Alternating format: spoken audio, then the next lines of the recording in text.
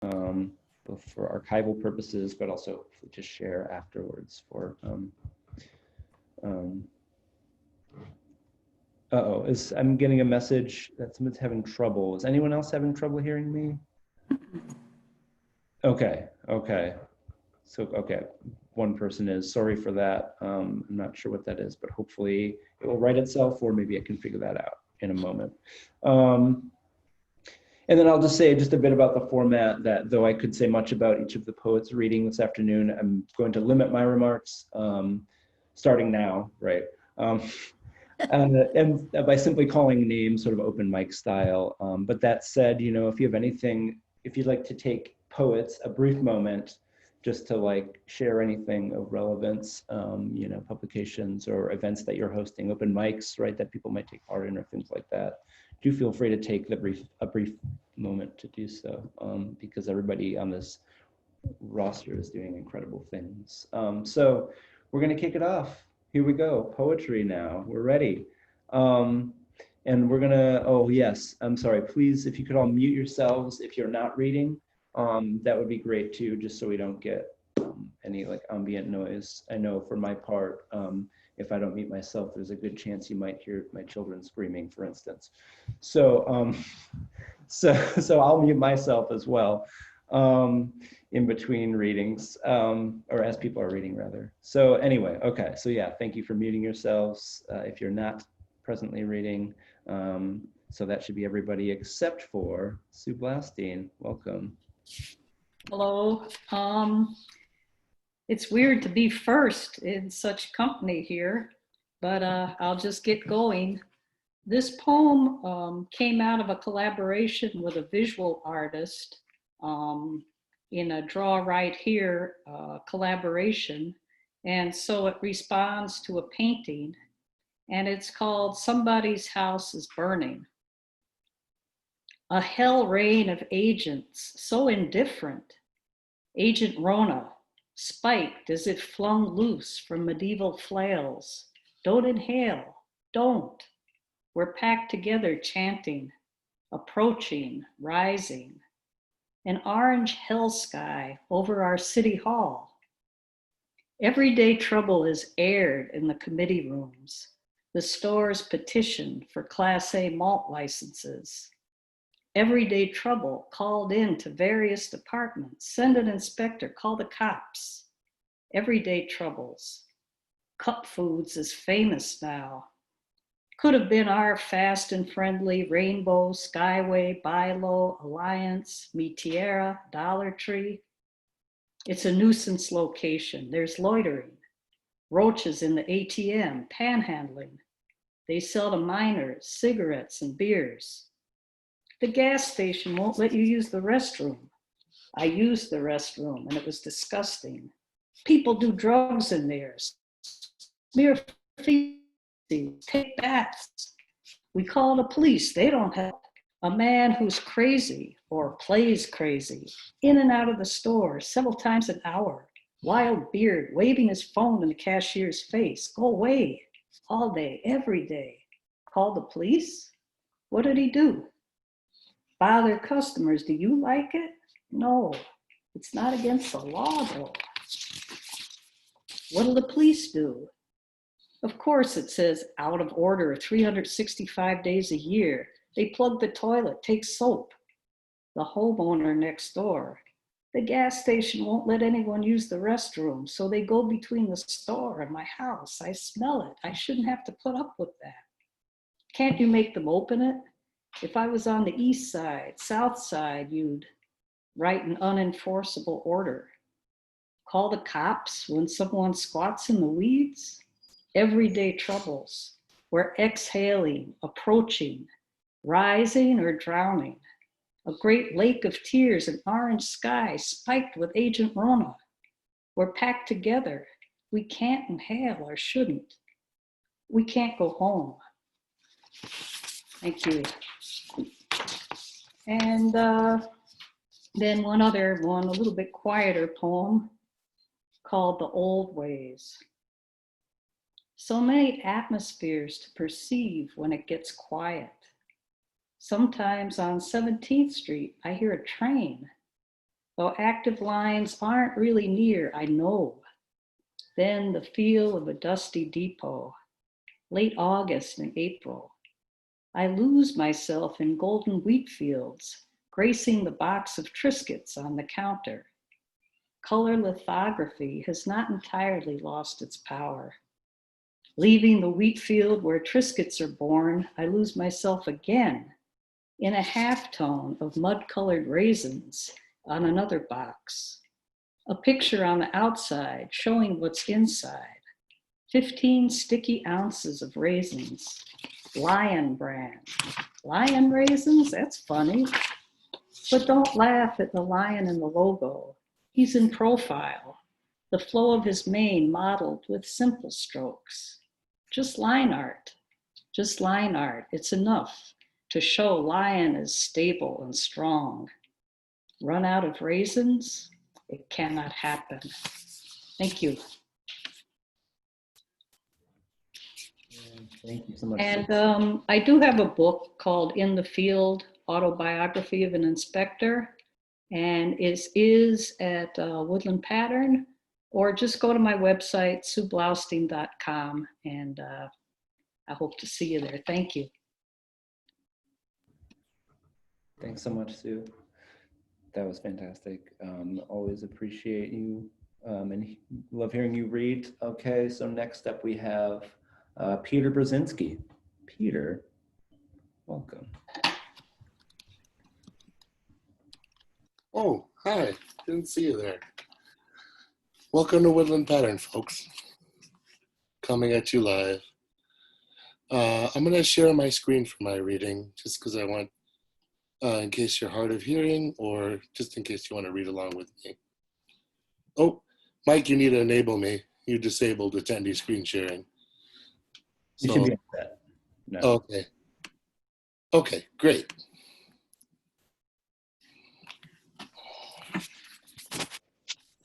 So this poem was the first prompt against anxiety, and it's erasure. And I hope that you're doing those every Sunday when they come out. They're really helpful, not just for writing, but for erasing anxiety. The Times, an erasure against anxiety. Live.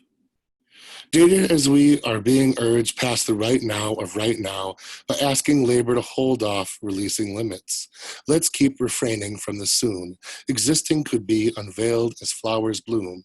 We must rescue many talks. FaceTime more generous talks.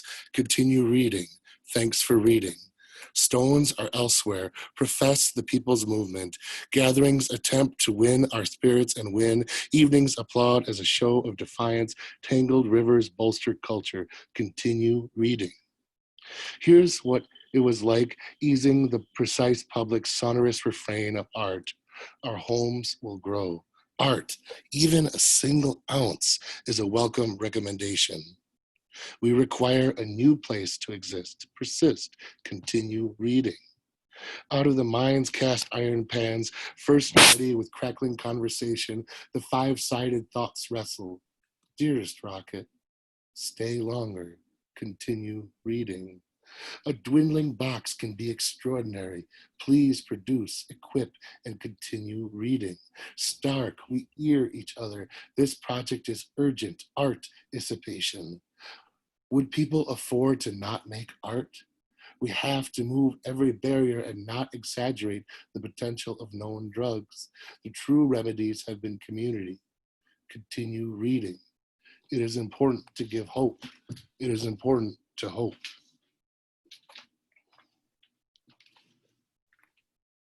The politeness of terror. I began dreaming about an American carnival in which I was an overweight strongman waging battle with other more or less over-something strongmen in an effort to pay off a non-specific medical expense and a non-specific business/war endeavor of that America's American president. And not unlike in our own world, I woke up in a measured terror. My breath was taken and I was afraid of the cracking sepia documentary that would slow fade ajar before me when shutters blinked and clicked. And I woke up because not waking waking up in a fetal half sandwich of panic, politely skewered with javelins, neatly frilled and colorful at each end with a different kind of terror I could not afford. I could not afford to avoid terror or labor, as labor was my capital, and I, as the child of immigrants, was programmed to the deepest deep dish of a television remote's controls default settings of the heavy orbit of cast iron education clad in appropriately laced drapes of sheer platinum elbow pads costing a Judas's worth of silver, only to find and humbly display with a dim dissipating cloud of pride the pieces of finely pressed paper more easily torn than aluminum after and mostly during an unending dance of exquisite, requisite, onerous, miscellaneous, superstitious, excrementitious ballet-like labor for which the breathless courtesy of othered bodies is exemplified, measured, and extracted by the invisible manufacture of teeth barely yet bigly, maintained, polished, and entombed by the relative distraught polka, assiduous rasquache rumba, and or tumescent tango of minimal wealth bought with the very maximum securely earned labor in diligent service to the gilded crown of deliriously unburdened bodies to whom they must smile. We have kept this our secret until now. Like many immigrant families, we thought the carnival was just a machine cranking the clock's limbs homeward. We thought the carnival was for the good of the troop, for the good of the team.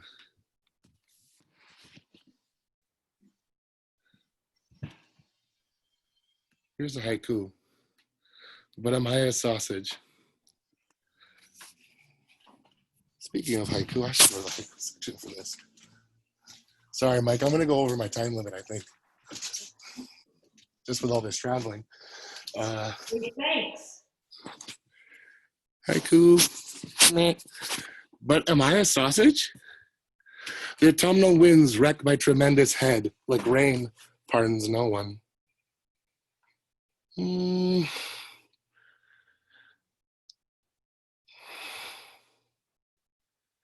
pentacle of cats. Are you simply drunk or happy to be me? These cats bring me such joy with their cheeseburger teeth and postmodernist yawns, how they unkitten me. A dark rain cloud of heart. You get so alone at times that it just makes sense. Is poetry their 15-year-old version of me loved?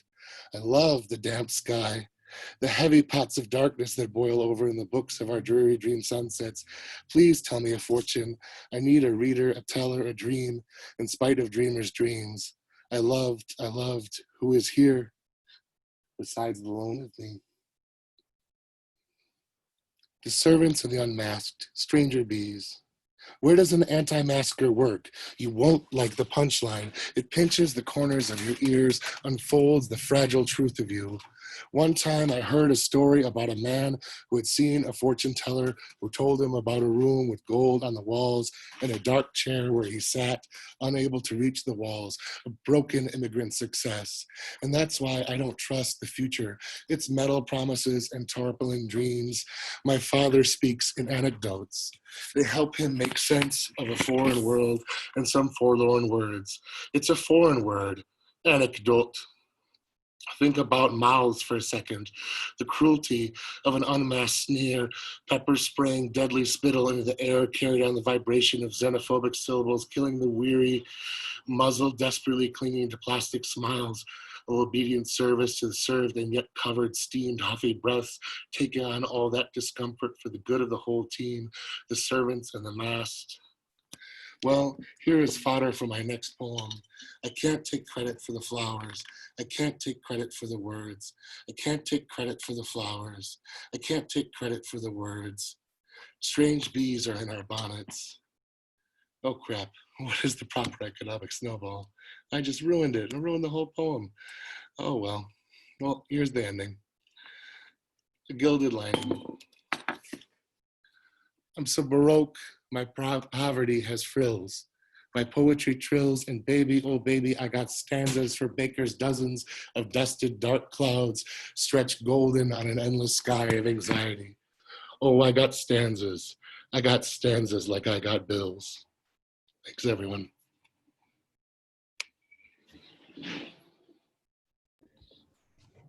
Yay.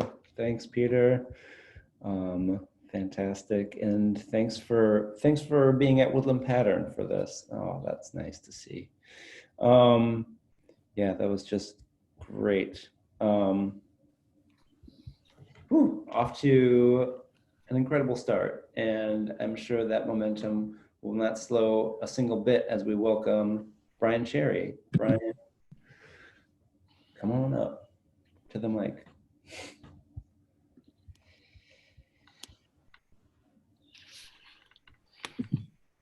Can you hear me now? Great. So I'm gonna read some poems. Some come from a book, Funeral Journey, which is available at Woodland Pattern in the virtual store right now. So I think I'm gonna go newest to oldest. It's called One Morning Still Life of Thoughts.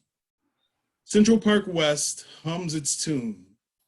Somewhere, humans are bludgeoning trauma arch across ablaze horizons as time ticks around various time-telling devices. Don't forget the tirade, they were heard to say, incorrigibly for some unbeknownst reasons. This hand grenade serenade is coruscating you clean up from the holler. This is ritual bloodletting, updated for the times. Volcanically, Coltrane's violent and primal saxophone hums precisely and firm on the dense pleasure-giving center. Geological timescale pretends as if this were hide and seek, that it don't exist. That gray Wisconsin morning, not raining, but just that fall Wisconsin gray morning. I ate a bowl of Smart Start cereal with 3 strawberries sliced into it as the cereal floated or sank in the fat-free cow's milk. This is a poem from a new chapbook manuscript that I have. The chapbook was going to be called Making Love in End Times, but now that seems too on the nose right now, so who knows what it's going to be called. But this is called, this interview has been edited for clarity. Knots of earth, taming molecules of signals, engineers of blood rights, deletion clawing clusters of space, the flesh of lovers imprisoned, the sage call it virtue, the stitch in dead hymns, the darkening lips of seance, fabric in warble, rust from other suns, silken hinges, hiding sexual fuzz, the house warm like robotics, gives them the photo identification, lets the last election save them as the skulls feed the firmament, infected oceans, life now a haunting, ruins of runaway machines, artifice, coarse capitalism's relief etchings. And then this last one is just a short one. It's from my book, Funeral Journey, like I was saying. I wrote this for an Earth Day gathering that we had. It's called Earl Grey Eulogy. Form in non-logical manner, so many environments littered like litanies, we arms up to the madness of blue or gray, bodies become fuel for organisms of this closed system, bodies tangled in coils as the coils coil and curlicue in the vastness, commingling in feral love, beasts of impermanence, our mother has survived, more and less and more and less. When the sun finally does kiss our mother as it death dance her, oh, the stories that will break from the charred remains. This is a praise dance, a 4.5 billion year long praise dance. Thank you.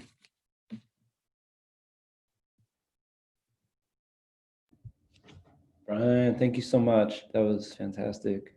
Appreciate you. That was great.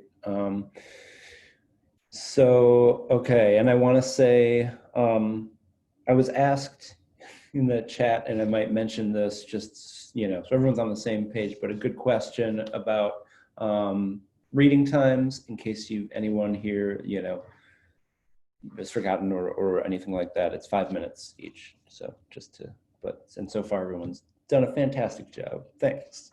Appreciate it. So that everybody has, has their time. Okay, next up, I am super excited to hear from Terimarie Degree. Terimarie, welcome. Hi all, thank you. This first poem is inspired by observations of passages found in John chapters 3, 7, and 19 in the Bible, combined with my lived experience this year. It's called Nicodemus. Nicodemus, a name you may not know unless having had spent many a day, many a week in buildings with steeples, buildings filled with people who themselves are more times said to be what they actually are not, the church. He believed in Jesus, but just in secret. He spoke up, not as ally, but to remind adversaries a trial should come before end of life. He did not say pursuit of such was biased, unjust, misplaced, just that if the mad ones, the religious elite, the ones looking down noses, angrily calling those who would protect Christ a mob, if they wanted him dead, they should do it in the organized, formalized, sacredly sanctioned, law-abiding way. And you who say you stand with me, with my community, it's funny how reassurance is floating, as in not sturdy, something I cannot grasp, like an apparition, like a parade of ghosts, Emmets to Tamirs. I cannot rest on your words that come over texts or emails or social media DMs, characters sent, but your life void of action. Like Nicodemus, last shown again in cover by night, carrying burial spice. He showed up to do something nice after missing the opportunity to protect life. So, if I die in a way that you could have prevented, make sure to pay your respects in the same way you respected my life, from a distance.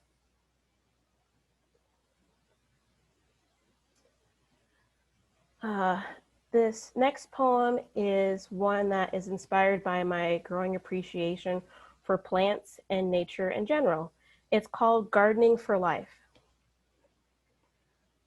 A pinto bean, damp and sealed with paper towel and sandwich bag. 5-year-old eyes expectantly watch and wait. A special line at the county fair for pickup trucks. They carry humongous pumpkins, cabbage, watermelon. Judges with clipboards stand next to the scales, wielding measuring tape and coveted blue ribbons. If an apple or peach or pear is blemished or has an irregular shape, they're tossed aside in a bin versus placed on grocery store shelves. I was 34 before learning of bumblebee tomatoes, before tasting purple cauliflower and yellow carrots, 37 before tasting an Asian pear. White strawberries are supposedly sweet. They are also about $10 each. Children eat genetically modified mandarin oranges. It's okay though, because they are easy to peel and safer due to not having seeds. When exactly did tending to plant become entertainment, competition, wasteful, or exclusive for the elite? In the beginning, garden was life purpose, life sustaining, tending to the life that sprung forth from the earth, a pleasure and a delight. Now we pluck plants up from their native spaces and plop them down anywhere we please, cloaking artificiality as care, light bulb to mimic sun, glass domes to manipulate air. People march and organize for creatures of land, air, and sea. What of the rights to the chlorophyll field, the ones who gift us food and medicine, the ones that gift us the very breaths we breathe? What of our pollinators, starving because we place flowers on windowsills to appease our eyes, but not satisfy their appetites? We grab the foreign buds shipped in while bees are shipped out, a forced nomadic existence, taking long rides in trucks cross country to help with crops because the local hives have been abandoned. Their inhabitants have died. For them, let us revolutionize the way we green our surroundings. There is no room now for only a green thumb, an expression of an aside activity, a hobby. No, this is front and center, whole hands in soil, dirt under nails, whole minds learning the natural order, whole hearts invested to respect it. Tarp over lawnmowers and instead place native seeds in their mother terrain. Stop chasing the false allure of creating new varieties or planting simply to project a tailor-tamed beauty. Instead, please, let us chase after the responsibility to nurture nature. Let us learn to do what is right. Let us return to primary purpose. Let us commit to gardening for life. Thanks. Thank you so much. That was just fantastic. Thank you. Good. Thank you. Okay, next up we have Bob Hanson. Great to welcome Bob Hanson. Bob. Hi, everybody. I heard Jane Hirschfield say recently, I don't make poetry, I listen for poetry. And I'm sure all of us here will understand what she's saying. So I'm reading two poems that I heard and one that I heard from someone else. I'm going into the 8th decade of my life. And at a workshop recently, I was asked to write a poem about I am, and I thought it was rather helpful to finally take a look at that after these long years. I am. I am the son of a preacher and a very strong woman, a vet, and I am a veteran for peace. I wonder if I could have had a different journey, but I didn't. I hear the cry of 8 decades of human pain and injustice, war and violence, and many more. I see us repeating ourselves. We seem to never learn. More violence and injustice. I am yearning for justice for all. Black Lives Matter. I want things to change. What role do I play? What is there to fear? I feel sick to my stomach as I hear how our leaders lie and deny reality. I touch and reach out for my neighbor, the stranger, the inmate, the troubled. I am worried we are too late. I cry internally a lot, externally too. Daily for the pain I see, but also the joy of new life in our family. I dream of justice, and peace, and understanding for all folks. I hope we stop fighting. I try to be part of change and justice. Say her name. I am a husband, a grandfather, and now a great-grandfather, elder monk for justice. Come on along. Do we have any choice? Peace. This is a poem that I've read every time that I've read it, Woodland Pattern, in the last few years. It's a poem in honor of my sister and brother veterans who have decided not to be with us any longer. I begin with a statement by a monk by the name of Thomas Merton. At the center of our being is a point of nothingness, which is untouched by sin and by illusion. A point of pure truth, a point or spark which belongs entirely to God. It is like a pure diamond blazing with an invisible light of heaven.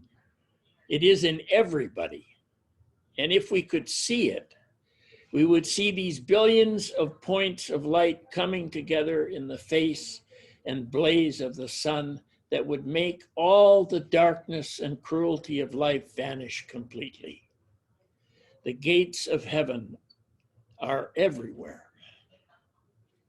My poem. Surprising God. How does one surprise God? I have heard the door or gate is not locked. It's always open. Every day I think of Mike. He told me about the riverboat he was on, the murky riverboat, the murky river water, many small boats alongside, action all around. He was a sailor on a ship. What the hell was he doing on a riverboat? He often asked, even now. Can't remember the name of the river, but it was Nam.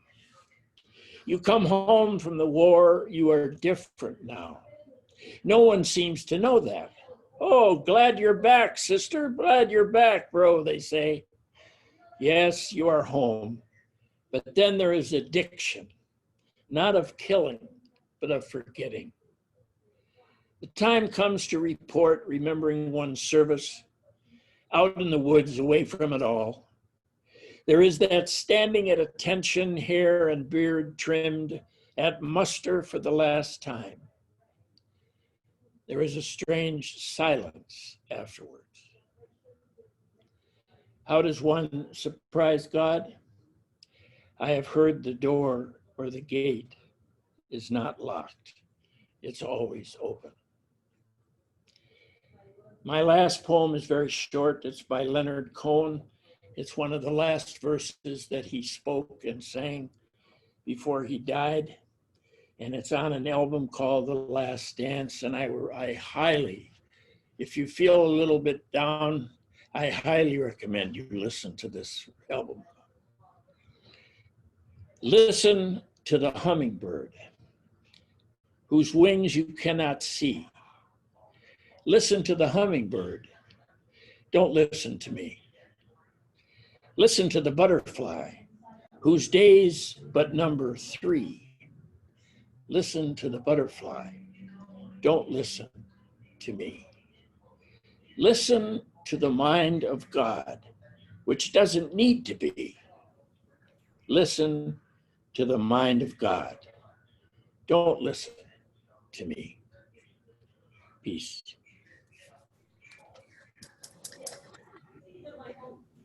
Thank you so much, Bob. Wonderful to hear from you. Next up, I'm very excited to welcome Ann Koller. Ann. Thank you. Thanks, Bob. I'm teary. That was really powerful. I want that first poem in writing. Hi, everyone. I'm Ann, born and raised in Midtown Milwaukee, and back after 22 years of living in 4 different countries and cities around the world. I'm going to start with one that I wrote a year ago. It's only a few lines, and it's untitled, so maybe you can help me title it. Unknown by me, the heart makes its best guess. With closed eyes, I take the next step. Falling, a part of landing, I suspect. Knowing nothing to be everything I need.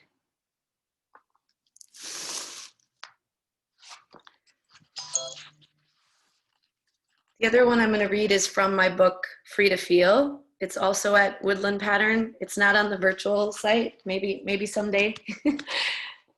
And today is Day of the Daughter. So I really wanted to read a poem that celebrated women.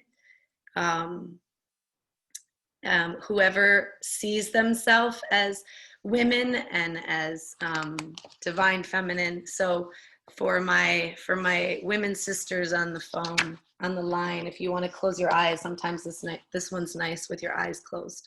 It's called We Are Woman. The cool breeze brushes our hair without struggle. The sun warms us from the outside in like a peach ripening with time. The sand scrubs and polishes the feet that carry our curves. The ocean builds and breaks, rumbles and yawns in our ears, touching an ancient part of our souls. We are woman. The elements support our grace. The ground holds our roots.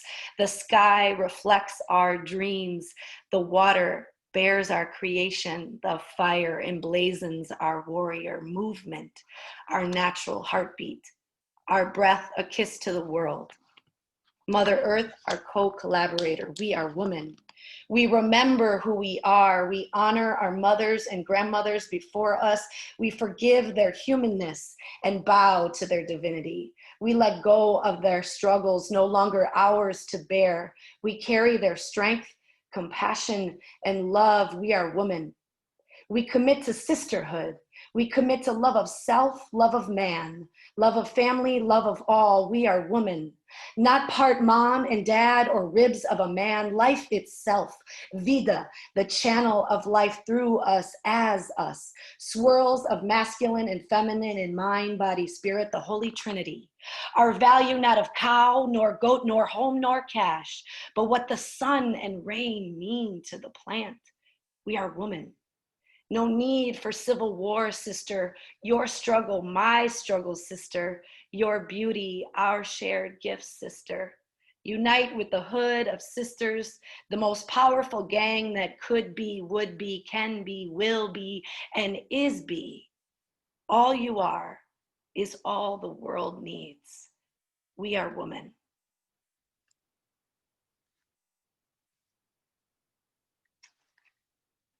Do I still have time? I didn't time myself. Yeah. I don't know what to read. A lot of people have been talking to me about anxiety, especially during these times, children, teenagers. And I looked back on a poem I had written when I was in a very anxious time.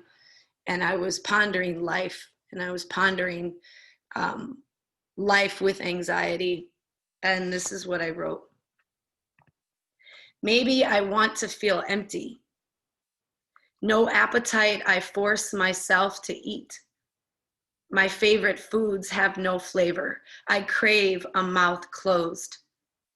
Stomach snarls in between his naps. Something longs to hollow out. The fear of what is next and excitement for future surprises, creating the potent mixture of anxiety within. Emptiness feels bland. God, I hope for flavors again. Easier to be angry than anxious. Heat preferred to this dark hole I curl up in. Breathe each moment, feeling the emptiness. Praying I might want to feel full again. Thank you. Oh, one more, it's just one line. A witch is a woman who has realized her full potential. Yes, sisters. And thank you so much. That was fantastic. And I also want to say something about, like, I appreciate you mentioning, I'm glad that you have that book. I appreciate you mentioning that book that you have out. I'm sorry, I forget the title already, because that's how my mind is working right now. So you might, yes, Free to Feel, thank you. Great to know about, but also there's a lot of stuff. So I'll say that we have a few thousand items on our online store, and even that is like just a tiny fraction of like everything we have. But those other books that aren't in the online store can always be purchased, say, the old-fashioned way, by giving us a call. That will be getting things on that, on that online store will be an ongoing process for some time. So those books that aren't there yet, please get in touch. Thank you, Anne. Wonderful. Okay, next up, it's a pleasure to welcome Scott Lowry. Scott.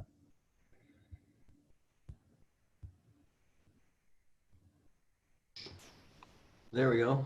Can you hear me okay?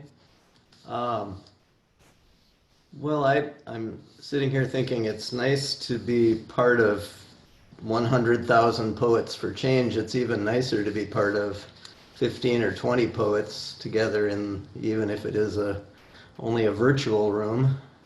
I'm sure we're all looking forward to being in real rooms with real people sometime again. This is a pretty straightforward road trip poem from the summer of 2017 that during all the sort of brief coverage of the horrible fires in the West was coming back into my mind quite often, so I thought this would be a good one. It's called Inheritance. Late summer has smoldered into September, baking the long grasses to a weightless golden glow. Brass plaques shimmer at the Badlands overlook, hot enough to raise blisters.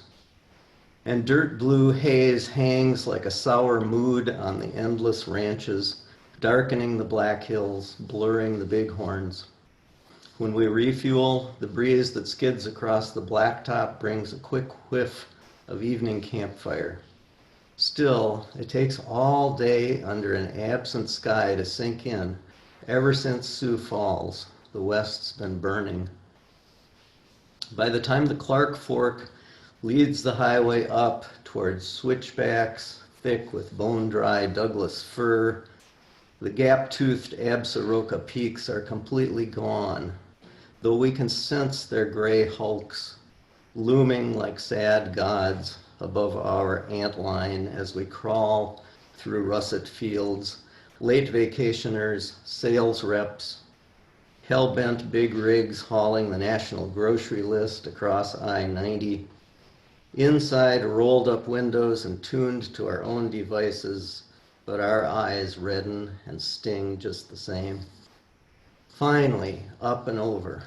The sudden cold of Snoqualmie Pass, then 3 lanes of accelerating descent. At the bottom, you can almost hear the hiss of hot metal quenched in the slosh and swell of Puget Sound, the clank of the working harbor, the moon pull on the kelp beds, the click of round stone. Next morning, our West Seattle host has swept her tidy deck overlooking the fog-bound ferry docks. This ash, she says, is all over everything. That's what's on your car.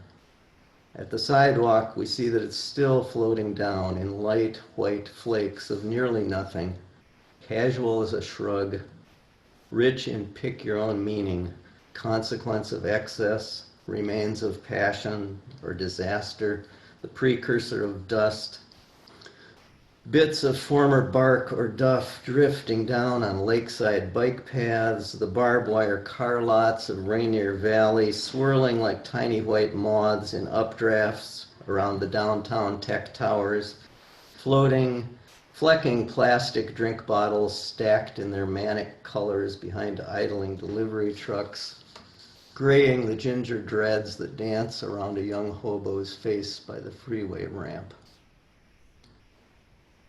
Unbidden, a scene comes to mind in black and white from one of those third-string Twilight Zones. In tuxes and gowns, oozing greed, adult children have gathered to bicker and toast their father's death, only to learn of their disinheritance from the falling, incinerated scraps of the old man's money. On our fender, what's left of last night's rain turns to a slurry of ashfall and insect parts. Beyond Alki Point, rows of shipyard cranes raise their dinosaur heads above the stippled lead of the bay, dimly lit by a red briquette of sun in a low sky of damp plaster and the mercury rising again. Thanks, everybody. So much, Scott. Appreciate you joining us. That was fantastic. Thank you. Okay. Now I have a question for everybody out there. Oh no, I'm sorry. Okay, I got my lineup up here. Next up, I know you're here, Siwar Massanat. I'm very excited to welcome Siwar. Hello everyone. It's lovely to be with you all today. I'm going to read a couple of poems and I'm going to share my screen for one of them. Oh,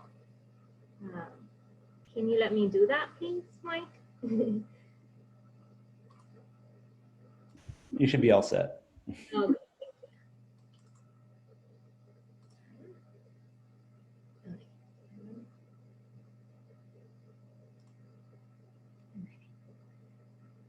Salwa.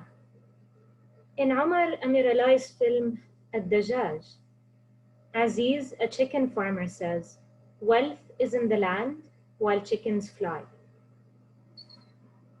In BoJack Horseman's world, friend chickens farm food chickens in gentle chicken farms, and their slogan is, "No one knows chicken like chickens." Morino Monti and Matteo Trancellini photograph the beautiful and they know it chickens in their project Chic Ken, and one model is flamboyantly feathered like a peacock.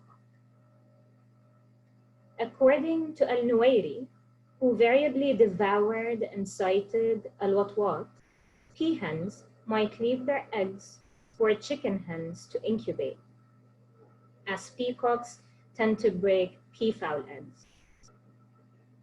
Amir Alai says, were it not for cinema, I would not have learned the simple truth that I am a part of life and not the reverse. Gentle Chicken Farm's advertisement explains the difference between fun chickens, they are people, and food chickens, they are food. Just as a disheveled chicken escapes, she is alive, she is pecking, she is ruffled. From chicken for days, a fried chicken restaurant. When I was a child, I would go with Baba and my brother to see the peacocks and ostriches at the aviary in our neighborhood. The aviary was also home to many monkeys. According to Monti and Trancellini, chickens were photographed from the side, from behind, or with only a glance over the shoulder. In the Gentle Chicken Farms episode, the escaped chicken meets Todd and they love each other. When police come to arrest her, he says she's his wife. She squawks her name, Becca, her favorite composer, Bach. Chicken farmers in Sadat had chicks and chickens listen to the radio for a duration of 7 days so they would get used to loud sounds, not get startled if a car passed by.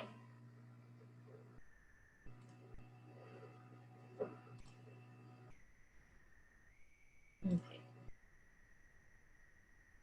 So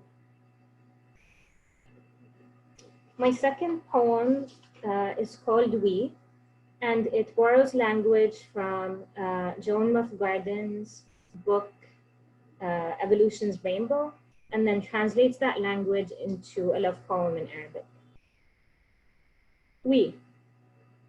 Imagine you're a male garter snake, just waking up in the spring.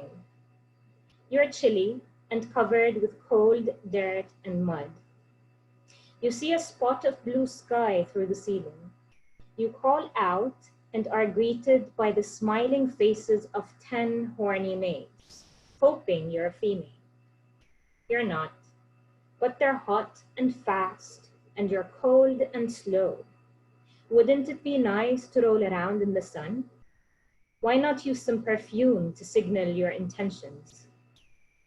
And if you're the one of the 10 males watching this face poke up through the mud, and you see he's not the female you were waiting for, why not welcome him into the sunlight and get acquainted? Thamnophis sirtalis varietalis.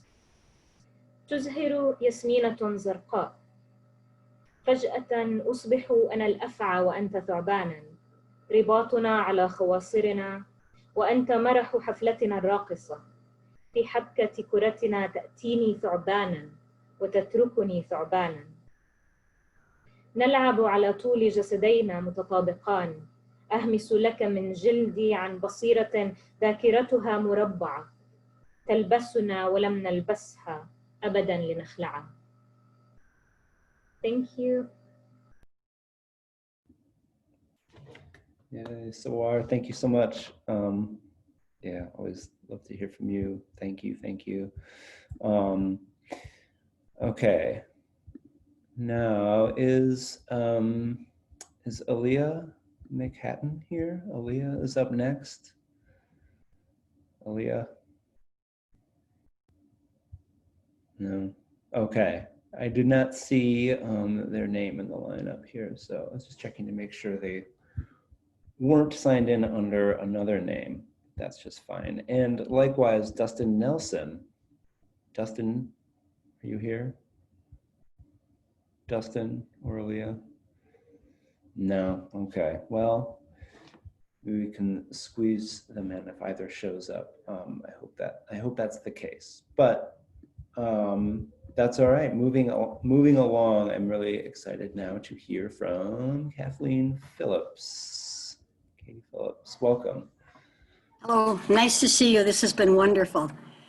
I'm known as Katie, so it's Katie Phillips, and I've lived in Milwaukee now for about 9 years after living in Waukesha County for 40. I love living on the east side and being so much a part of the life of the city of Milwaukee. My first poem. I remember seeing a mother and her 3 daughters dressed for church in summer dresses and polished shoes, carrying small banners made at home, BLM printed bright, surrounded by hearts and flowers. They stood and watched those across the street gathering under the water tower. A crowd growing by the minute, a crowd of people in cars, all sizes, shapes, and colors, all gathering there in silence. The mother knelt as if in church, pointing out the signs, reading the banners, and the girls did not move, so intent to hear the story, the words she spoke and they carried, matching the signs across the street, where softly, then louder, a chant began. A litany of the dead, one name after another, along with songs singing for justice, for peace, and for a better world. And when the time was right, starting to clap, a steady rhythm, sending them out of the park and into the street, where they became a wall of color from curb to curb. And the mother continued to kneel beside her daughters, still teaching, still showing, all of them part of the story she wants them to remember. Then standing up, holding hands, all walking in the same direction. I live on a busy street in a busy city, and sirens and helicopters going on around all the time for a while. I hear sirens heading toward the hospital, and say the usual prayer for whomever is needing safe passage. Then I hear more sirens, maybe a different prayer, one going deeper, no longer just hold you in my heart, but keep you from harm. Said for those, the focus of the sirens, those who keep in their hearts words they still hear. I can't breathe, you're killing me. Still marching to the rescue with songs and chants, hearts on their sleeves, footsore after many days, and tired. Healers nonetheless, while I watch from afar and call out their names, a litany of new saints. And the last one is the Chalk Walk. The Chalk Walk, June 18, 2020. The Chalk Walk framed a small city park a block from my home. More than 100 slabs of sidewalk, alive with the colors found in the artist boxes of chalk. Artists who knelt there shaping names and prayers and words, telling the reality of what is needed in the streets, the schools, the homes, the families, the neighborhoods, hard words amid hearts and hands and flowers.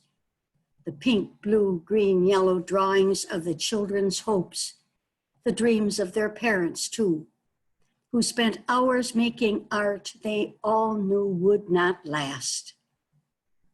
I walked the perimeter once and read every message, every word printed, calling for a freer, more just world, And when I returned 2 days later, every bit of color was washed away, which they knew would happen, and so did I. The word temporary coming to mind, but also true and real. For no one who knelt or walked with these words can ever forget where and how they came to life. Thank you.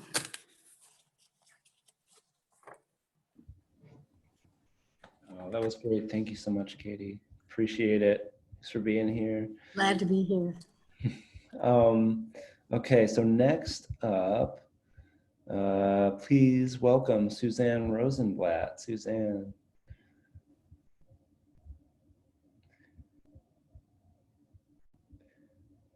Let's see, where are you, Suzanne? Uh-oh. I know you're here. Oh, are you, hold on. Are you muted?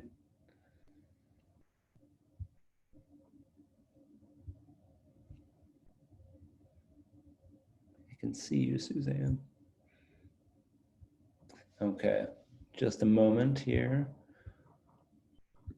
Going to find Suzanne in my little set of tiled screens here. Oh, Suzanne, where'd you go now? Oh, there you are. Okay. Still muted.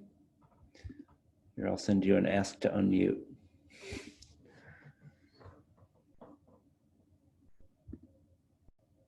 No, are you still having?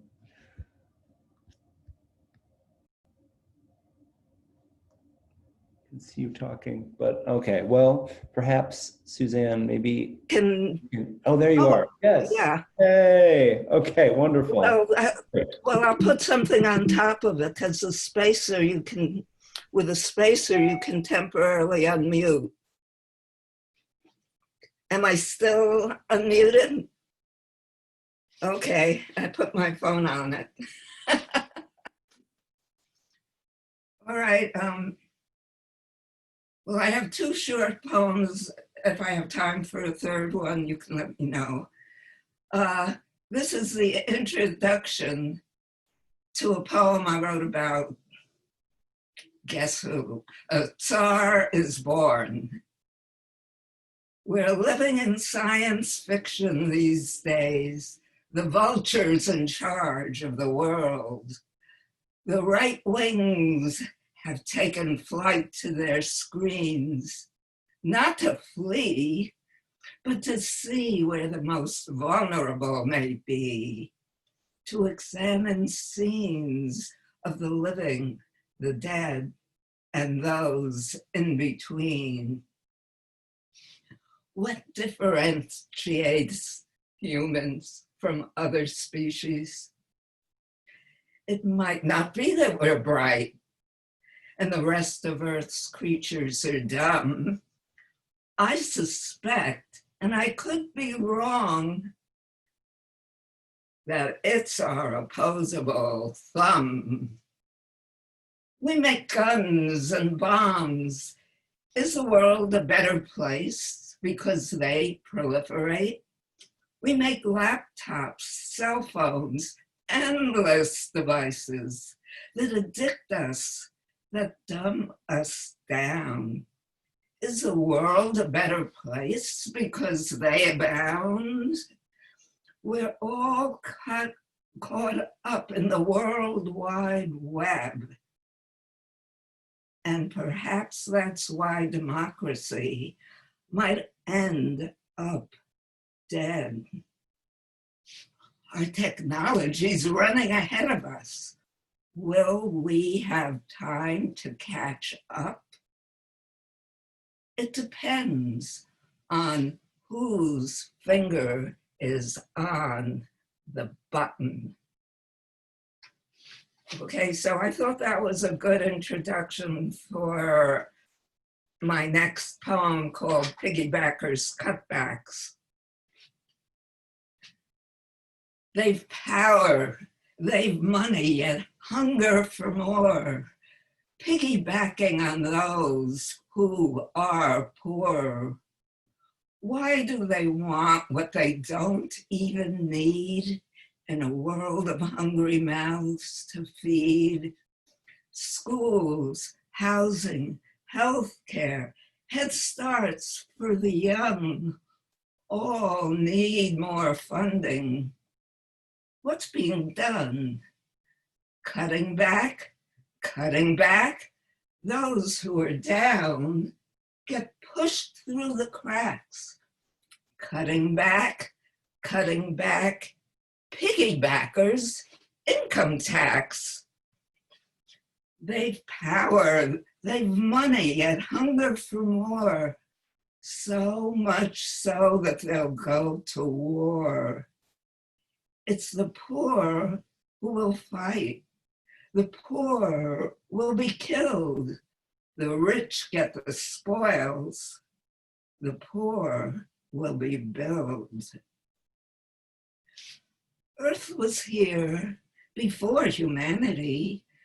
The forests, the beaches, the fish, the sea, the diamonds, the gold, the soil, the oil, the oil, the oil. Why in the world should a privileged few think all these resources are their due? Cutting back, those who are down get pushed through the cracks. Cutting back, piggybackers, income tax. Their rule is not the golden one. They'll torture, they'll kill, they'll imprison those who won't bow to their will. They can't seem to feel, never learned how. They're stealing our future. Their time's only now. Power on the outside, inside a gaping hole they can't ever fill. For what's missing is the soul. So I have one more short poem, but I might have used my 5 minutes, and if I have, that's fine. Oh, one more short poem. Go for it. Yeah. Okay.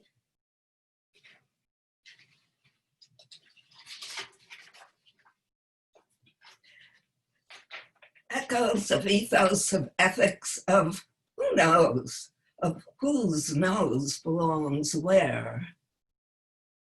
Maybe instead of playing words with friends, an online version of Scrabble, I should play words without friends in my own little tower of Babel. Should sit, write a poem, tale, or journal as I observe my internal life. Go over insights I've gained, make sense of pain, of a world full of greed, of chaos, of need, of loss. Contemplate my non-belief in a heaven above or a hell below. I doubt anyone's even meant to know, for we each have a unique set of thoughts, although many may sound the same. We each pick the combination that helps us cope. Perhaps it's another word game. I doubt anyone's meant to know. My sentiments are we're meant to sense as we go. Meant? By whom? By what? What does meant to mean? Oh, I'm just playing my offline Scrabble again, words with self. It helps my health to play with words, to play with meant to, and whom does it refer to? Probably no one and nothing, so it seems. Though there is an attitude at every latitude, I'm right and the rest of the world's wrong. People could argue forever. Perhaps they should just write a psalm or a song. Maybe we could all agree theoretically that the golden rule tells us to act ethically. It takes longer than a lifetime to discover what's true. Once I get there, will I be able to tell you? 7.8 million brains for 7.8 million voices. Each brain devises its own set of choices. It's the ethos that counts. The ethos amounts to what we're all about, not just our beliefs, but how we act them out.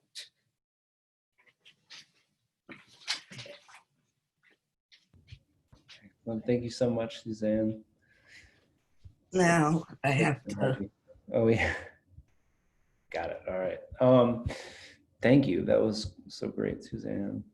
Always a pleasure. Okay, next up is wonderful to welcome. Sorry, my list. Okay, Liandra Skenadore. Liandra.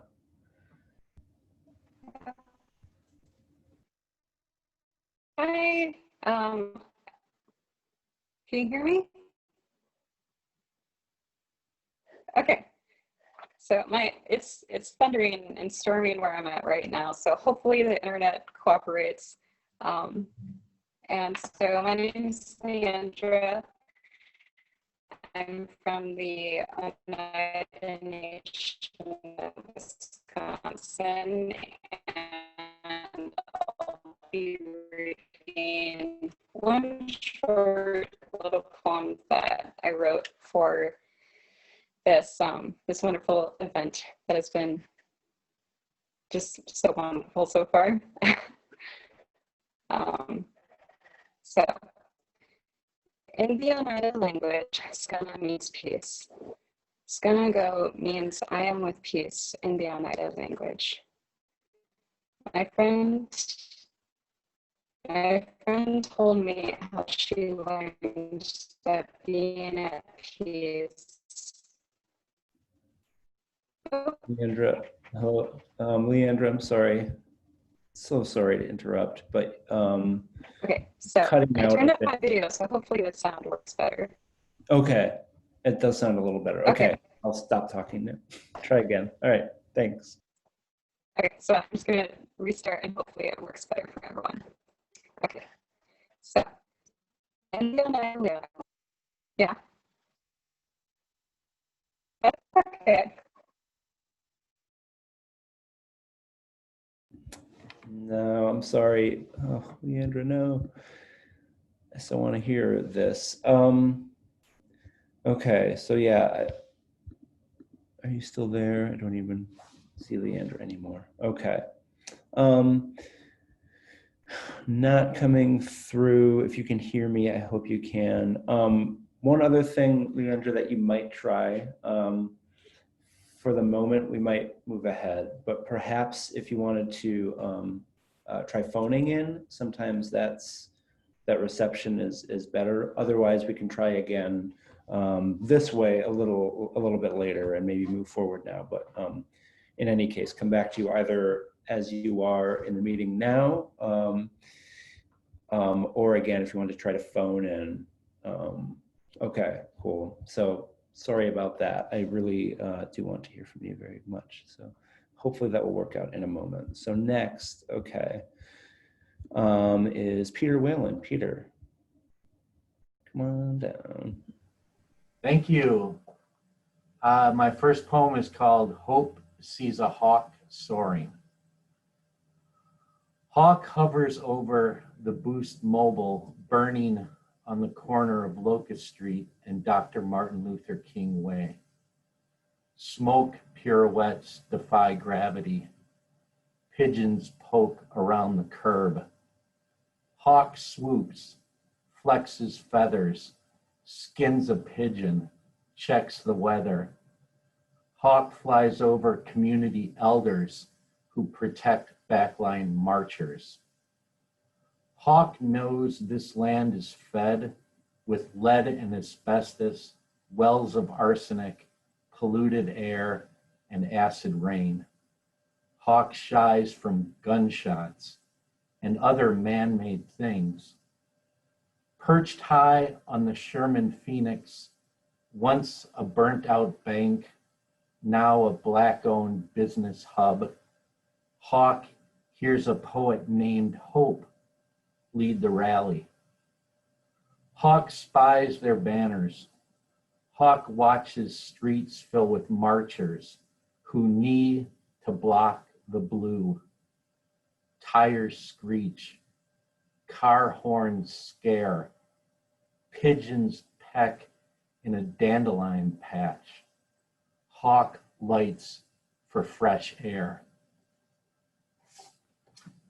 So the next poem, my girlfriend Angela and I have started playing Scrabble before this whole COVID hit. And after the Scrabble games, we committed to writing poems using the words on the Scrabble board. So quickly, here are some of the poems words you'll hear in the poem.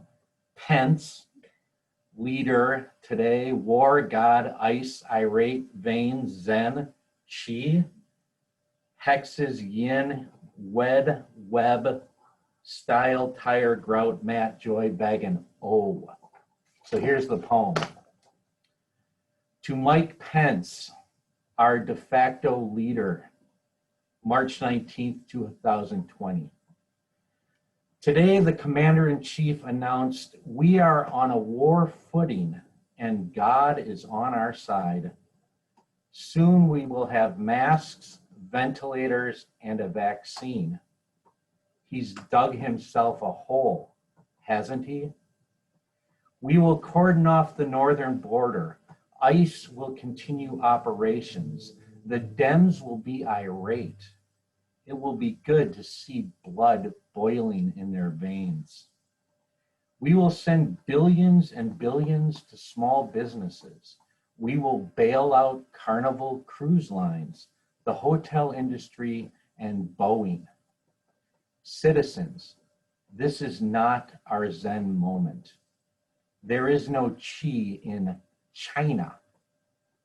Hexes have been put on the hoaxers. Yang has been separated from yin. Of course, none of this is new for the First Lady, who has self-quarantined since they were wed, trapped in his web of deceit over the turnstile of women in his bed.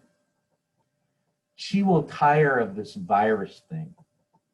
The servants will disinfect routinely and clean grout around the clock. She will continue to maintain social distancing from him. The first son will lay on his golden mat, joystick in hand, playing video games. She'll beg, Baron, why don't you read a book?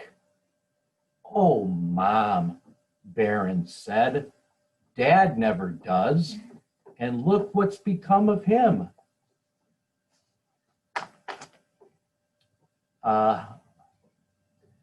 This is a little more of an environmental focus. It's called Rejoice.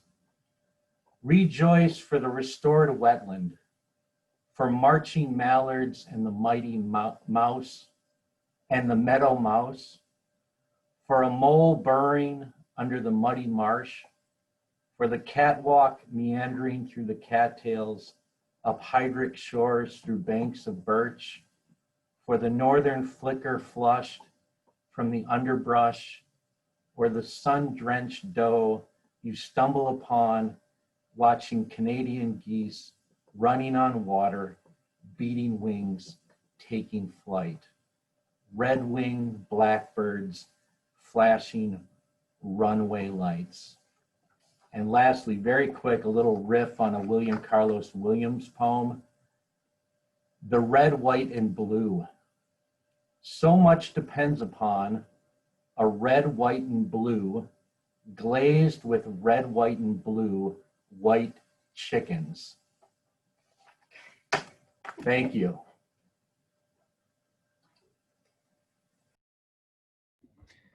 Thanks so much, Peter. Great to hear from you. Thank you, thank you. Okay, next up, it's a pleasure to welcome Elita Cardosweli. Elita. Can you hear me? Yes, okay. Yeah. Hello, everyone. Oh, I feel nervous. Hello, my name is Alida, aka Chalchiucoatl. My pronouns are they and them, ella in Spanish. I'm a poet, a parent, and a cultural web worker raised at Milwaukee, ancestral homelands of Ho-Chunk, Potawatomi, and Menominee relatives here on Black Liberator lands. And I descend from European settlers and indigenous Maya of Mayab, or so-called Merida, Yucatan. This poem is called, Facebook did not allow me to post the real title of this poem, LMFAO. The real title of this poem is, honestly, I don't think white people should be having children with non-white people. A brown Ihe just told their white mother about their commitment of their lineages to trans liberation, Black liberation, and indigenous sovereignty. Brown Ihe shares that they will no longer contort or silence themselves for the comfort of their white family. Then Brown Ihe invites white mother to show up, begin learning about white privilege and anti-racism. White mother says, no. Says she is not white, she is a person of color, she is pink, and her ancestors were farmers, maybe even slaves themselves. White mother says she will not interrogate herself for being white, nor will she be reprogrammed by some class on white privilege. White mother says she lives in Sherman Park, the most diverse neighborhood in Milwaukee. White mother says she raised Brown Ihe as a single mother and sent Brown Ihe to the best schools. Brown Ihe played for the best soccer clubs, got college paid for because white mother kept herself poor enough. White mother continues that white grandmother and white sister traveled all over for soccer games and cross-country meets. And did white sister like it? White mother says Brown Ihe was able to use Mexican heritage to advantage. White mother says she used Brown Ihe's Mexican heritage to an advantage. And what does white sister get? Loans and debt and nothing, says white mother. So who is privileged? White mother says. And her weaponizing of white sister stings. White mother says, the world is under attack. We are losing our freedoms. The takeover has begun. In 10 years, Brown Ihe will be chopped, tracked, and controlled. Mommy, okay, sorry. Can you close the door? Okay. I have to pause to support a little elder to use the bathroom. Okay. I don't know if we should continue and then come back. It's kind of weird because I'm in the middle of the poem, but they need to use the bathroom. Yeah. All right. Yeah, let's continue and come back. Okay, that's great. Okay, so coming back to Elita in a moment. Now it is Kathrine Yets. Kathrine. Right, I'm unmuted. Hey. Hi, everybody. My name is Kathrine Yets. I'm about to read poems from a chapbook that is unpublished called I Learn, I Teach.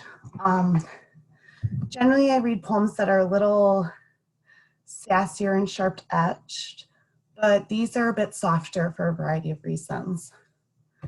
Just a little softer lately. Learning figurative language. His small hands hold pencil and penguin eraser. Adolescent, pubescent, intelligent, eyes analyze similes. A taco is like personification, Kevin. Rhyme, he came from heaven. Metaphor is an ocean he drowns in. makes him feel dumb as a donkey, hyperbole, touch his shoulder, tell him he is a lion, or an owl or an elephant, so he never forgets how amazing he is.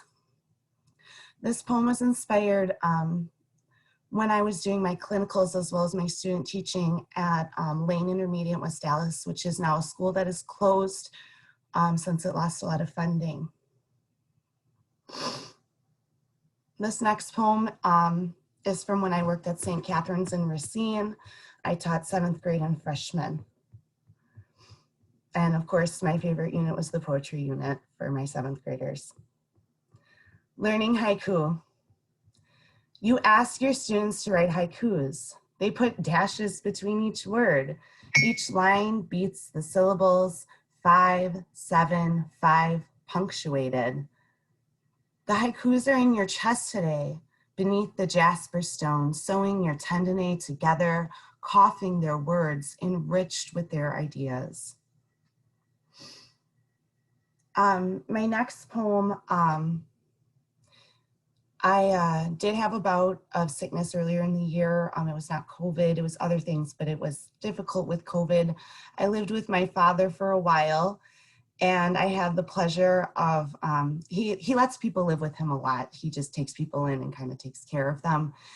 And I had the pleasure of hanging out with a young girl most of the time and taking care of her, even though I was trying to take care of myself. And we would do Chromebook homework, she would call it, every day. And what did she want to do for homework? She wanted to do woodwork. So we would Google woodwork and she learned through little videos. But really, I wasn't teaching her, she was teaching me, and that's what this next poem is about. It's called The Butterfly Princess for Keela. She rescues me with her wisdom and innocence. There is love and playing in the grass or on the watermelon. She is not black or white, a mix, a shade between in color, action, and thought. She knows truth with her voice, as soft as a robin and loud. She listens and creates her world out of what she can grasp in her small hands, so big. She listens and creates her world out of what she can grasp. Oops, sorry, I repeated. She taught me to save myself through laughter, tears, silences, screams, and all the breath that's in between. My next one takes me back to St. Catherine's, to another little 7th grader. I titled this one The Little One. Miss Yetz hates me, but I love her. She would sing out to the class. She would tell me how naughty the class was and how thick I was getting. She swore like a bartender. I put her right next to her bestie because they would walk across the room to see each other anyways. I cannot express what you mean to me, child. I don't hate you, but never mind. I'd just like to end real quick by first thanking Woodland Patterns for having me read today. I would also like to say that I am distressed by what has been and is occurring in the education system, and encourage people to support workshops and things through Woodland Patterns, as well as schools, campuses, festivals, camps, things like that. Obviously right now more things are on Zoom and through the internet, but there are places that are still having students and having students, and they do need our support. So I just wanted to say that. Thank you. Thank you so much, Kathrine. Really appreciate it.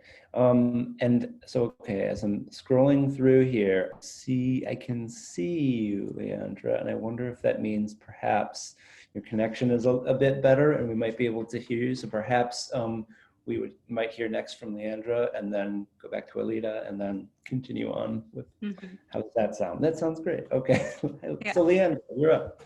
Okay, can you hear me this time? Okay, perfect. So just in case it was too choppy last time, my name is Leandra. I'm a citizen of the Oneida Nation of Wisconsin, And I'm also Prairie Band Potawatomi, Muskogee Creek and Seminole Nation of Oklahoma. And so I'm really excited and grateful to be reading with all these wonderful people. There's so many wonderful stories being said right now. And so I'll be reading just this one short poem that I wrote for this occasion specifically. So it doesn't have a title either because I'm not that good at naming titles. So anyways, it goes, in the Oneida language, skana means peace. Skanago means I am with peace in the Oneida language.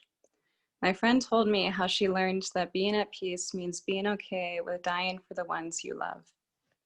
Since March, we have seen a lot of our loved ones pass on, but it does not feel like we're at peace because we are not okay with our beloveds dying this way.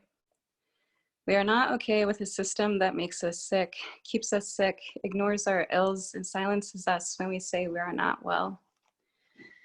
We are not okay until all of us can safely sleep, drive, walk, go to the store, play in a park, drink clean water. We are not okay until all of us can breathe without the fear of someone denying our breath because they think we have no right to breathe. This summer, I felt hope from the loud cicada sounds and how they helped us listen to our own loud crying sounds. And even though the cicadas are gone now, we are still keeping loud our sounds of rage and hurt and love about the hope for a better because we can no longer live this way. Because it doesn't have to be this way if we truly want to say we are okay, we are with peace. For me, I say skana go, because I would rather die for my loved one than to have them die the way they did. Thank you. Thank you so much, Liandra. I'm so glad we got to hear from you. That was wonderful, thank you. Okay, so yeah, now Alida, would you like to continue? It'd be wonderful to hear the rest of your set. Yes, can you all hear me?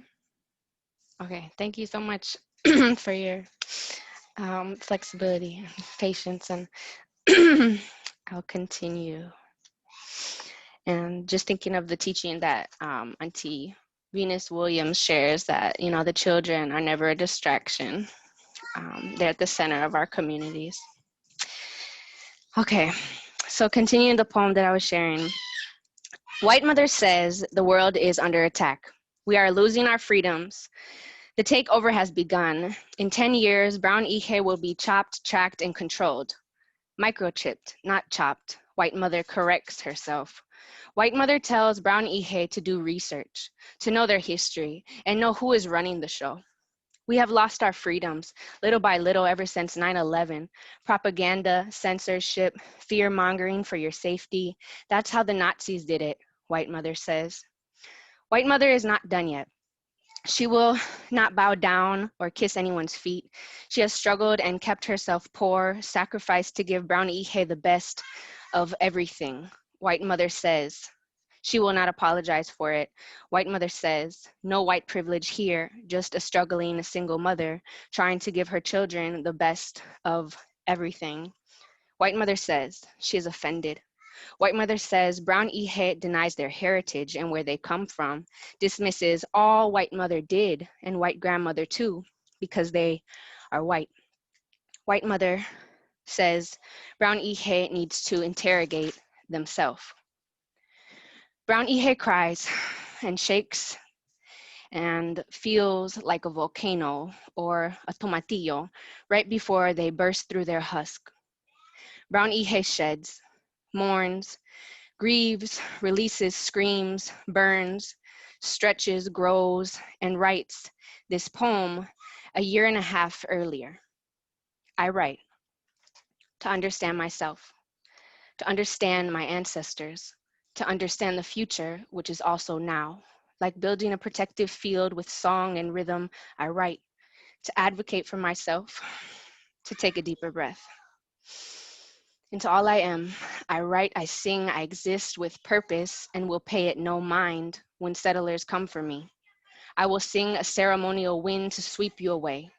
Pay it no mind, I will, when descendants of colonizers who continue to be colonizers stand in my face and demand acknowledgement of their pain. Descendants of colonizers who continue to be colonizers talk at me about how they feel excluded from my activism, about how they see danger in ethnic solidarity, about how their white gayness or white womanhood, white single motherhood matters too. They want to be told they're sacred. They want a seat at another table because they don't feel like building their own. It's too much work to cut down a tree, they say. It's too much to chop the wood, they say. I don't have a knife. Can I use yours, they say? And my poems roll their eyes at their sharp nails that were just holding my relative's throat. Why don't you ask someone else, I say? Why don't you take a workshop about how to build a table? Why don't you just try and see what happens?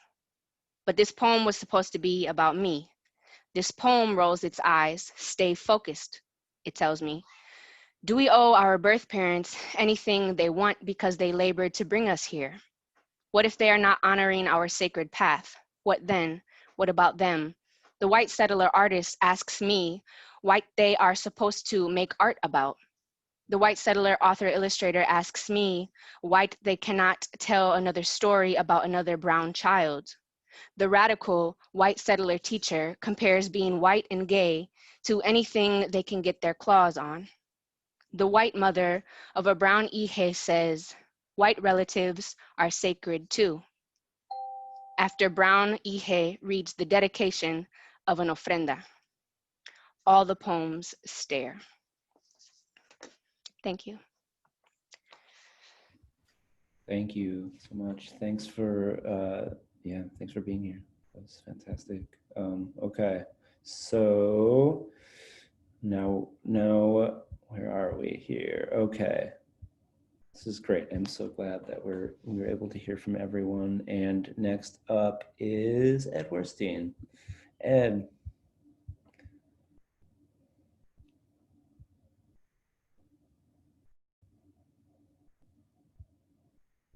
Ed, are you there? Well, I mean, I know you. There, can you hear me now? Yes, great. Okay. Good to see everybody here. Some of you I saw just a little while ago at the Sheboygan event, but here we are. And I'm going to start with a poem that's from a chapbook that's also available at Woodland Pattern. It's called Benediction and Baseball. And it's a poem about my childhood. I grew up on a small farm in Michigan, and there were 5 adjacent farms that were all in our family. My aunts and uncles lived there, and my grandfather and grandmother lived up the road. And this was what Sundays were like in the summertime at home. It's called Summer Sundays. Out the back door at the homestead came our fathers and uncles, lumbering down the gentle slope, posturing, boasting, warning us to get ready. They weren't so much tired of their card game as they were chased out by Grandma and our aunts who needed their table to prepare our dinner. The men folded their spades and hearts and invaded our diamond, raised our clubs, our bats, our lumber, their strong limbs with enough left after their long week of factory work and farm work to teach us a thing or two about baseball. I get a lot of prompts from the headlines, so sometimes it leads to depressing poetry. But anyway, this is a poem from, I took it from a headline in the Los Angeles Times in April.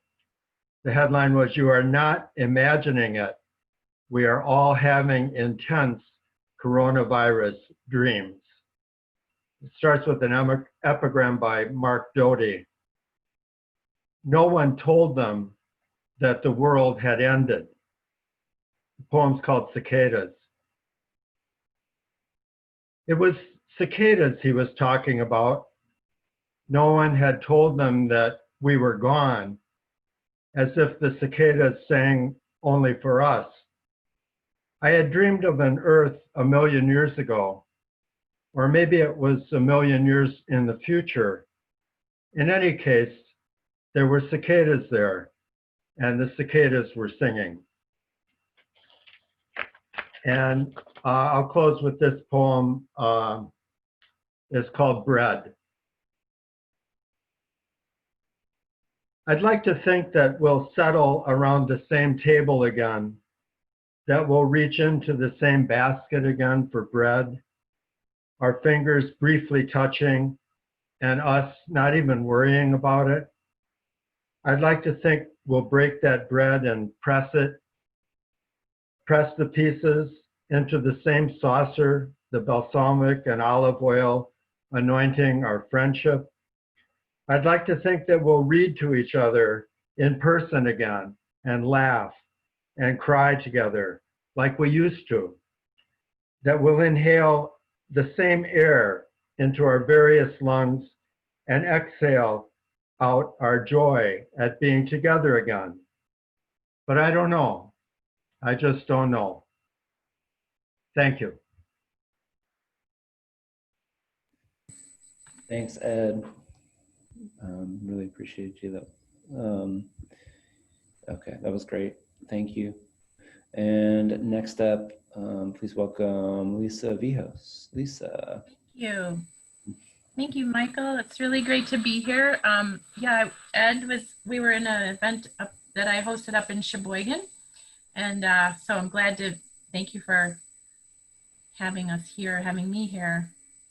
I'm going to start with a poem called 70% Water.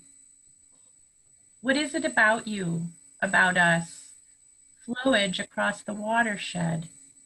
Are we stagnant and clogged with invasives, or are we fully alive?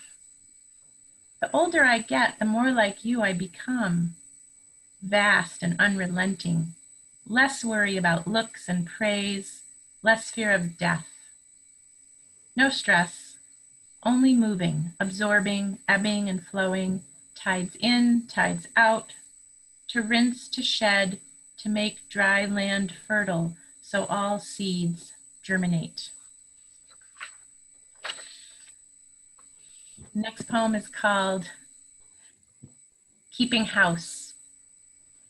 I never really knew my house until I lived inside all day, every day. What used to be a rushing to get to the next shiny place has become a marathon of solitude as I wait for bread to rise. My heart beats in sync with the ice maker in my fridge, the sump pump in my basement, the ceiling fan above my head. My bookshelves are sagging under the weight of pending knowledge. I have learned to measure time by the angle of light on the floor. How is it that once upon a time I ran around town, scattered and maskless, breathing in what everyone else breathed out? Now I sit in stillness, grateful to earn my living from home, privy to the persistence of mildew and the advice of the air conditioner. I have come to know doorknobs and breadcrumbs, dead leaves fallen from my houseplants, and all the maligned secrets of dust bunnies. Sympathetic to the tea kettle's sorrow, I bear witness to the confessions of my carpet. I am not a better housekeeper, just a better house knower. And then this last one is another somewhat COVID-inspired poem, and it's called In the Pick and Save Parking Lot. Looking over the top of my mask, my glasses already steamed, I meet your eyes, stranger, and we smile. We cannot see these smiles, but we know we are smiling. The twinkle in the eye tells all. We raise our hands in silent salute. Nothing could have prepared us for this moment, or maybe everything did. If only our hands could meet right here, we'd become a prayer. We know we are members of the same tribe, fighting an insidious evil that flourishes on the breath, on the wind, and has run unchecked in all the lies of now and in all the lies past. Let it be unchecked no more. In the journey towards justice, there is just us, essential prophets, seeing beyond the mask. Thank you.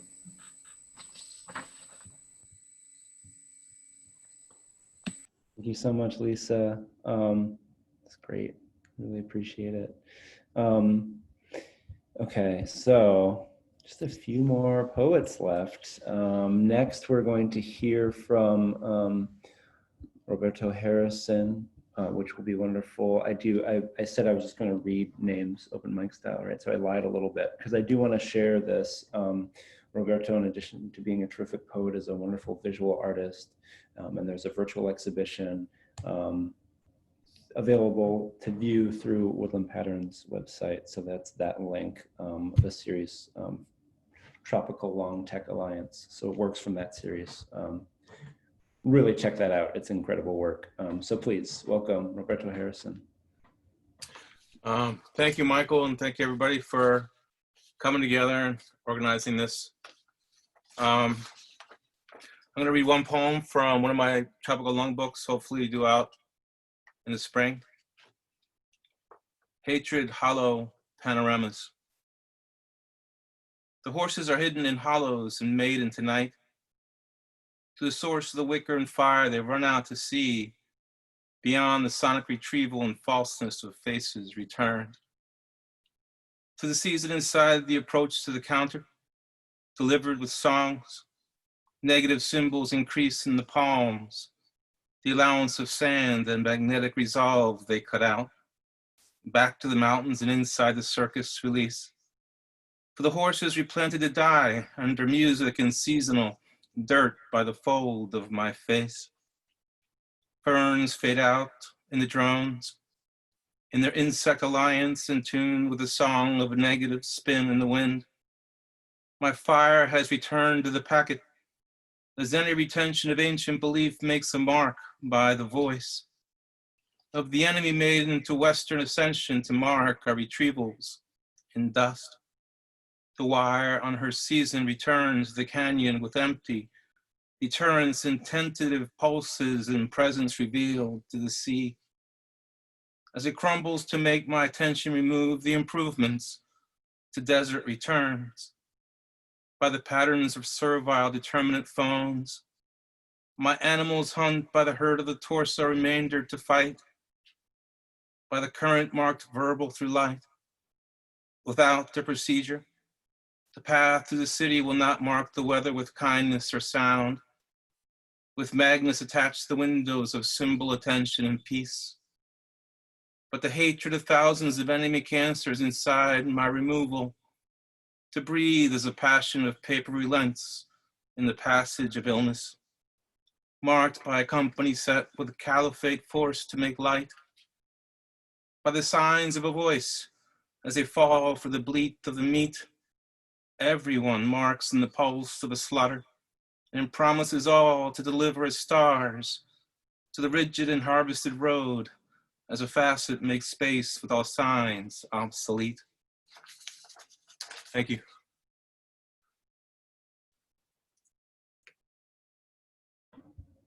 Thank you so much, Roberto. Always love hearing from you. Thanks. And next up, it's an incredible pleasure to welcome Brenda Cárdenas. Brenda. Hi, Mike and everybody. Thanks to Lisa for the wonderful reading in Sheboygan and to Woodland Pattern for the little slightly overlapping one here in Milwaukee. I have 3 short poems. The first one is called Sisters.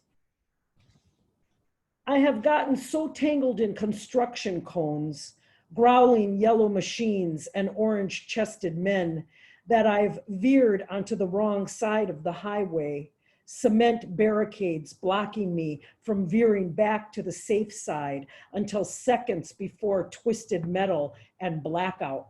My sister not screaming or fainting, but picking the thread of the conversation right back up as though we had only blinked or snoozed. See, my sister is a sister of another sister, and we don't leave the weave of each other's minds easily. My sister is a rowboat rocking against shore, waiting for me to wake, unmoor us from the dock we are tied to. My sister is a clay box full of secrets, mine and her sisters and her sisters and hers. She brings good news, waits by my side for the bad news. My sister helps me pack, drives the truck stuffed with my failures home, and unpacks them all. She is the one who helps me lift words heavy as coffins. She keeps me moving. She keeps. Her conch shell voice calls all our sisters to the shores of rising waters, oil slicking the surface to clean up the mess we have made of the sister who birthed us all. And this is called We Wear the Masks, with, of course, a shout out to Paul Laurence Dunbar. Because you cannot tell whether I'm smiling or smirking, because you cannot see the sharp edges of my teeth, because the purple one fixes a blue butterfly to my mouth, and the black one invites turquoise turtles to crawl over the bridge of my nose. Because this makes you uncomfortable, my comfort in lack of beauty, my lack of complaint about discomfort. You cannot see how long some of us have been wearing these masks, how at the end of every day we lock the door behind us and pull them down to dangle loosely around our necks. How often invisible covers have hidden our discomfort when you stare full-faced at us and look through, past, around our shoulders for someone you think merits your attention.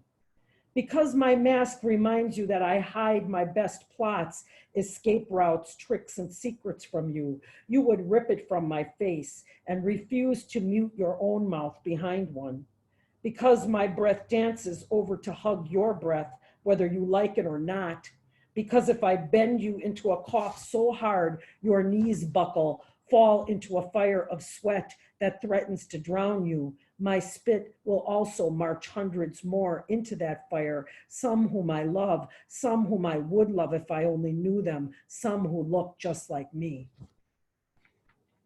And the last poem is called Still Life. Before we shut the doors and locked ourselves in anthills of dust behind filthy windows, before we began fearing another's embrace, breath, fists, empty grocery store aisles, giant insect buzz of planes overhead, we took off, glided along freeways pointing north, connected to curvy country roads where we could stop, untangle ourselves from seatbelts and break into a run, swoop in loops around a sap green meadow before tumbling to earth, panting, sucking air into the bellows that keep us. All that freedom drained out of my face, fingertips, knees. The next day, when I flew upstairs into the bath, flung open the shower curtain and saw our sparrow in the tub, dead as a still life. Once trapped and tired enough to plummet to porcelain spotted with specks of water. How could we have let it in and never notice? How can I pick it up and toss it after imagining its frenzied flight from room to room, window to window, bed to bed, book to book? How can I call it it? How could we? How can I? Thank you. Thanks, everybody. Dang, thank you, Brenda. That was fantastic. Oh my gosh, thank you. Yeah, and thank you to the poets who did manage to get to this reading after the Sheboygan reading. I appreciate that. You got to Milwaukee really fast, actually. I'm impressed. But that's great. I'm glad that that worked out, and it's wonderful to host you all. And I love this note, Lisa, thanks in the chat, that Michael Rothenberg, co-founder of 100,000 Poets for Change, sends his regards. That's wonderful. Okay, so here we are near the end of this reading. It's been wonderful to hear from you all, and I'm really excited to close things out with Margaret Rozga, current Poet Laureate of Wisconsin. So Margaret Rozga, welcome.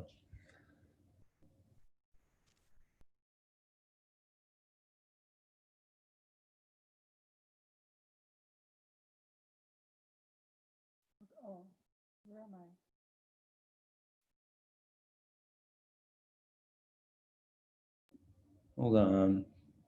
Peggy, I don't hear you. Hold on. I see you, Mike, so I was waiting for my picture to show up. Okay. Okay, so what I'd like to do is begin by reading the two poems of mine that are in the current issue of The Progressive. I'm hoping they have a shelf life of not more than 5 more weeks. The spell. You will forget the number 3, the hypnotist told her, and she counted 1, 2, 4. Her 10 fingers numbered 11. How? You will forget your last name. John. John. John. Who are you? What's your last name? I don't know. So they follow this man who strips them, leaves them standing unfamiliar, turns their minds into blank spaces waiting for him. He will never snap his fingers. Dispel. His answer to every question shuts a door. His every word slams one. He refuses to stand in the threshold wavering with the cross currents. Sometimes I reply in a way that places a foot in the doorway. At least I'd like to think so. On the other hand, some doors need to be closed. This one, on him, lock it.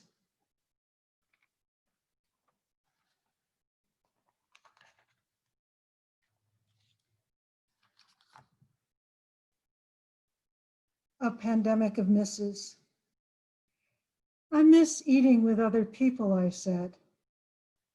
I miss our yoga class, my sister said. I do cat, cow, and downward facing dog at home, but then I don't know the rest of the practice, and I miss that. I miss the symphony playing in its new concert hall, he said. I even miss the old hall, the concerts there. I miss my grandchildren, she said, the chaos of all 4 with their parents overnight at my house, a week at a lake cottage. I miss soccer, the granddaughter said, my team, the rush to our goal, the well-timed, well-aimed pass. I do not miss playing goalie. I miss school lunch, I miss school breakfast, the grandson said. I miss school, his sister said. I miss my friends. I learned better with my friends, with our teacher smiling. I miss her in the room prompting our work, keeping us on track. I miss going to my office where I could concentrate. I miss being able to concentrate, their dad said, what my daughter, their mom, had already said quietly to me. At least my hair is now long enough to pull into a ponytail, but I miss the ease of wash, scrunch, and go short hair. I miss George, going to visit him, and now he's dying alone. I miss being oblivious to the fact that someday, maybe someday soon, I'll die. I miss the worries I had in February. I miss the April, the Easter, the birthday party I thought we'd have back then. I miss the stretch of space between moments of anger. I miss moments of anger that do not become a stretch of outrage. I miss having a place to hurry to. I don't miss the hurry.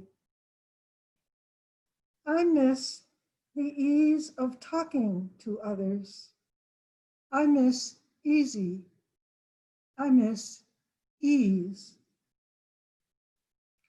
He misses the children they now fear having.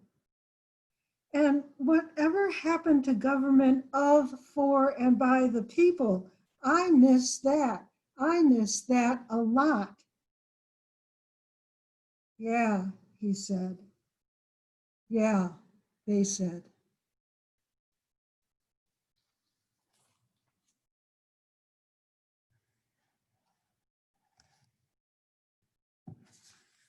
And if I can do this share screen here, what I'd like to do is conclude with the poem that's become my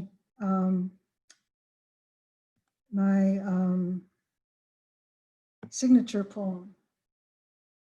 Is it there?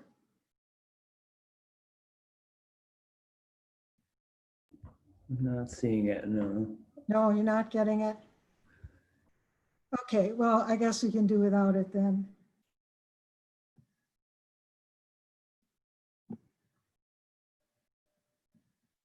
Oh, here.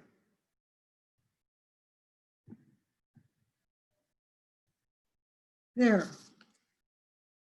Cake and lemonade for neighbors. We talk about Poets for Change. I think it's appropriate to end with what kind of change at least some of us are looking for, and this is mine.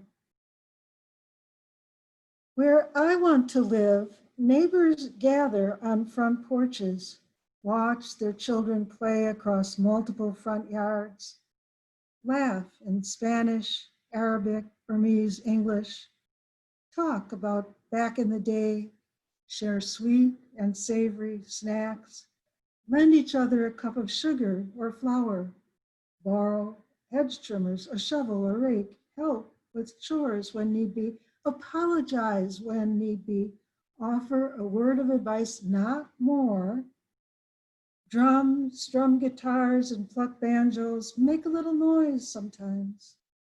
Sometimes bring out a kitchen chair so everyone finds a comfortable place to sit on the unscreened wide or narrow porch or on the stoop. Sometimes just enjoy all black, brown, white, golden, quiet, together.